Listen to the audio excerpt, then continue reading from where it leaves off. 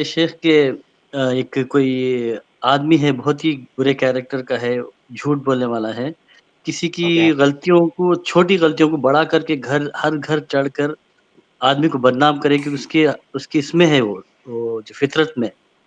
ऐसे आदमी की ठीक है। गलतियों को हमको ऐसे आदमी को जमात में बुलाकर लोगों को खुलासा करना चाहिए कि इसको सामने लाकर कि सच बताओ, खुला अल्लाह की कसम खाओ, या उसको छोड़ना चाहिए कि भई उसकी वजह से हमको अजर मिलेगा बोल के।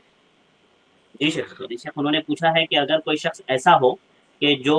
लोगों के यानी किसी के ताल्लुक से बुराई करता हो और दूसरों के दिल में उसकी वजह से बुराई पैदा हो रही है,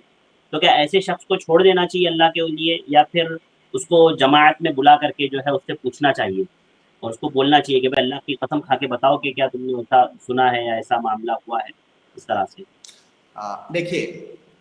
ऐसे इंसान को सबसे पहले तो नसीहत करना चाहिए तन्हाई में, जो कि नसीहत का तरीका है कि किसी इंसान के अंदर अगर कोई मुनकर देखें, कोई बुराई देखें, तो सबसे पहले उसे हम तन्हाई के अंदर नसीहत करें। अगर वो उससे बाज नहीं आता है, तन्हाई में नसीहत करने से बाज नहीं आता है,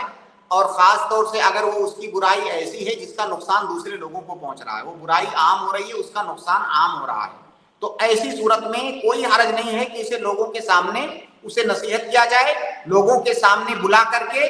बाकायदा ताक़ुद किया जाए। अगर लोगों की बातें, एक की बात दूसरे के पास नकल करता है जिसकी वजह से फितना और फसाद हो रहा है, तन्हाई में समझाने से नहीं मान रहा है, तो कोई हर्ज नहीं है कि उसे जमात के सामने बुला करके उस बात की तस्दीक की जाए, ताकि वो अपनी इस आदत से बाज आए और लोगों को उसकी हकीकत का भी पता हो।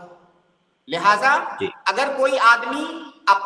मुसिर है अपने गुनाह पर, तो लोगों के सामने उसे समझाने में कोई हर्ज नहीं है। उसका ताल्लुक दूसरों से है तो दूसरों के सामने बुला करके भी